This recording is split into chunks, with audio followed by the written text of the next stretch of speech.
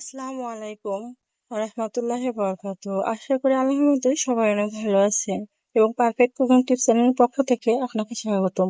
আজ আমি আপনাদের সামনে নিয়ে এসেছি বুটের ডাউলের হালুয়া রেসিপি। প্রথমে আমি এখানে 250 গ্রাম বুট নিয়েছিলাম। বুটগুলোকে 8-9 ঘন্টার মতো ভিজিয়ে রেখেছি এবং তারপরে উঠিয়ে ভালো করে ধুয়ে পরিষ্কার করে নিয়ে এসেছি। বুটটা ভালোভাবে ভেজার পরে আমি তারপরে নিয়ে এসেছি। আপনারা চাইলে আগের দিন রাত্রে এটা ভিজিয়ে রাখতে পারেন, পরের দিন এটাকে হালুয়া করতে পারেন। এবার এই বুটগুলোকে আমি সেদ্ধ করে নেব। আপনারা চাইলে এটাকে প্রেসার কুকারে সিদ্ধ করতে পারেন, তবে এটাকে আমি পাতিলে সিদ্ধ করব। পাতিলে একটু পানি দিয়েছি, তার মধ্যে বুটগুলোকে ঢেলে দিলাম।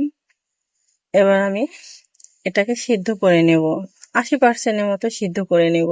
এবার আমি 4টা এলাচ দিয়ে দিচ্ছি। এবার এটাকে ঢেকে দেব। ঢেকে দিয়ে মাঝে মাঝে এটা নাড়তে হবে।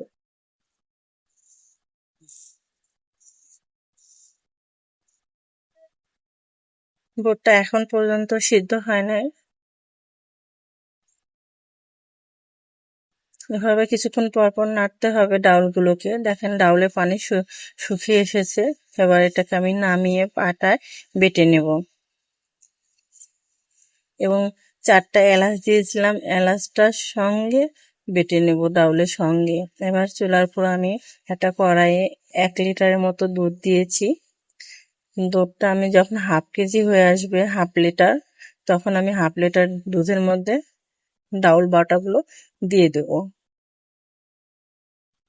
ডালগুলো বেটে রেখেছিলাম, দেখেন এভাবে শুকনা শুকনা বাটতে হবে এবং ডালগুলোকে খুব সুন্দরভাবে বাটতে হবে যেন দানা না থাকে। এবার আমার দুধটা কমে এসেছে, দেখেন হাফ লিটার হয়ে গেছে দুধ। দুধের মধ্যে ডালগুলো দিয়ে দিলাম। এখন এভাবে বলো করতে থাকবে। আপনি চাইলে চুলার আঁচটা বাড়িয়ে দিতে পারেন, কমিয়ে দিতে পারেন, তবে সাবধান নিচে যেন লেগে না যায়। এবার আমি 4টা তেজপাতা অ্যাড করলাম, আপনি চাইলে দিতে পারেন। এবার এখানে আমি 400 গ্রামের মতো চিনি নিয়ে এসেছি। চিনি দিয়ে দিলাম এবং একটু বাকি চিনিটা রেখে দিলাম। পরে চিনির পরিমাণটা দেখে তারপরে আবার দিব। কতটা মিষ্টি হয় তার উপর নির্ভর করে। এখানে একটু লবণ দিয়ে দিলাম স্বাদ মতো। চিনি দিয়ে দিলে একটু পানি ছেড়ে দেয়। এভাবে আরো কিছুক্ষণ নাড়তে হবে।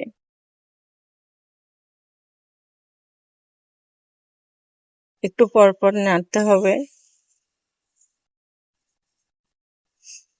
যখন ডাউলের পানিটা শুকিয়ে আসবে, অর্থাৎ দুধটা ঘন হয়ে আসবে, ডাউল দুধ এগুলো ঘন হয়ে আসবে, তখন চুলার আঁচটা একটু কমিয়ে দিতে হবে।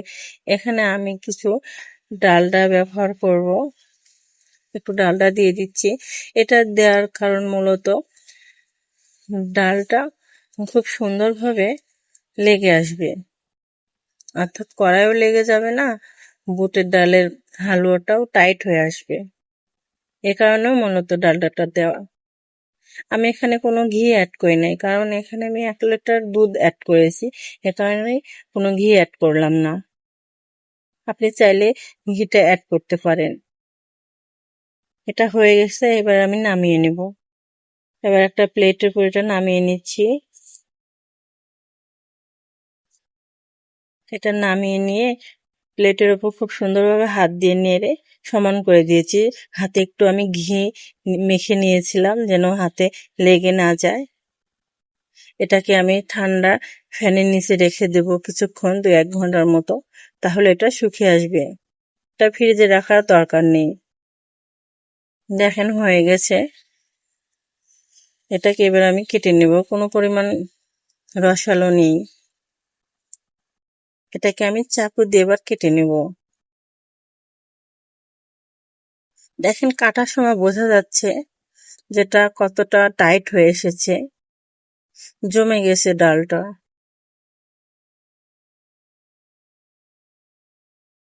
এবার আমি সাইজ করে কেটে নিয়েছি।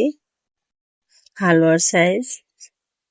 আপনি চাইলে যে কোনো ধরনের সাইজ করে নিতে পারেন। এবার আমি একটা প্লেটে পরিবেশন করে দেব। উপরে